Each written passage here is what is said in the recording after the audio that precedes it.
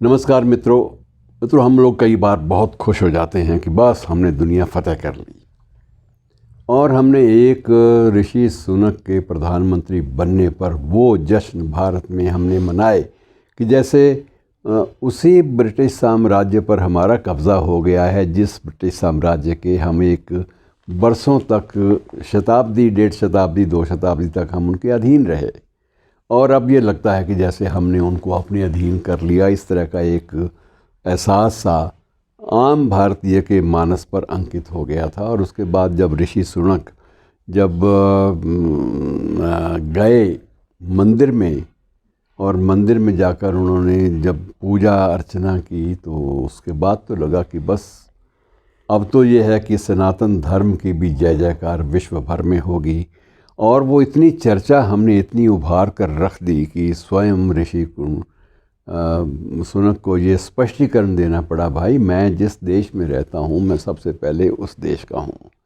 जिस निर्वाचन क्षेत्र से मैं चुना गया हूँ वो निर्वाचन क्षेत्र मांस का सबसे बड़ा निर्यातक है और मैं अपने देश और अपने उस निर्वाचन क्षेत्र के हितों को ताक पर रखकर कुछ भी नहीं कर रहा।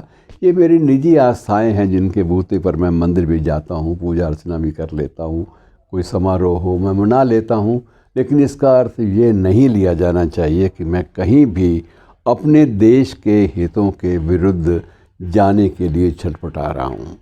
मित्रों, ऋषि सुनक की बात तो हो गई, लेकिन हम लोग इस मामले में कितने खोखले हैं इस बात का अंदाज़ा लगाइए कि अब स्थिति ये है कि सिर्फ भारत नहीं, बहुत सारे अन्य देशों में भी बहुत सारे भारतीय, सिर्फ ब्रिटेन नहीं बल्कि बहुत सारे अन्य देशों में भी हमारे जो भारतीय हैं उन्होंने वो शिखर पद जो है प्राप्त किया है। और हम हर बार सिर्फ एक डींग हाँक देते हैं कि हम तो अब दुनिया भर में राज करेंगे। ये चीज़ें गलत हैं। वे लोग अगर आगे बढ़े हैं भारतीय होते हुए भी, तो उनके मन में एक ज़रूर है कि जिस राष्ट्र ने उन्हें सम्मान दिया है, प्यार दिया है, चुना है, उसके प्रति जो वफ़ादारी है उसको कभी भी वो सेकेंडरी दर्जे पर, दोयम दर्जे पर नहीं रख सकते। उनके लिए सबसे बड़ी प्राइम चीज़ है, सबसे बड़ी बात यह है अपना राष्ट्रवाद, अपना देश, जिस देश ने उन्हें चुना अपनी सेवा के लिए। और ऐसे कुछ चेहरों के नाम मैं आपको ज़िक्र कर दूं। इसमें सबसे कमला हैरिस का नाम, अमेरिका विश्व का जिसे महाबली देश कहा जाता है, और ऐसे देश में कमला हैरिस उपराष्ट्रपति चुनी गई।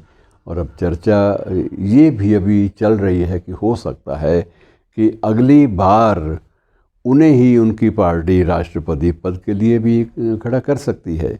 लेकिन कमला हैरिस को भी हमारे जोश और हमारे जो एक बहुत बड़ी एक शंखनाद करने वाली जो मुद्रा होती है, उसको नियंत्रण में रखते हुए स्पष्ट करना पड़ा कि मेरे प्राथमिक हित कहाँ हैं।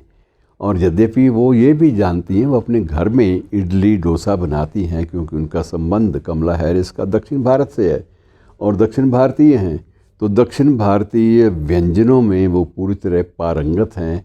अपने मेहमानों को भी उसी संस्कृति की बातें वो सर्व भी करती हैं, उसके उत्पाद भी सर्व करती हैं, सेवा भी करती हैं। और जो परंपराएं जो दक्षिण भारतीय हैं उनका उल्लेख, उनका प्रदर्शन, उनके प्रति अपने जुड़ाव को भी स्पष्ट करती हैं। लेकिन हम हैं, अब हम तो समझते हैं कि बस अब दुनिया पे ब्रिटेन में भी हमारा राज हो गया और अमेरिका में भी हो गया। और ये स्थिति पुर्तगाल की भी है। पुर्तगाल में 2 बार प्रधानमंत्री भारतीय चुना गया, लेकिन हमने उसकी खबर तक नहीं ली और हमने उसका नोटिस ही नहीं लिया। पुर्तगाल को भी हमने यही समझा कि पुर्तगाल, जिन्होंने हमारी धरती पर कब्ज़ा किया था, पुर्तगीज़ों ने गोवा पर और कुछ अन्य क्षेत्रों पर, अब वो भी हमारे नियंत्रण में आ गए हैं।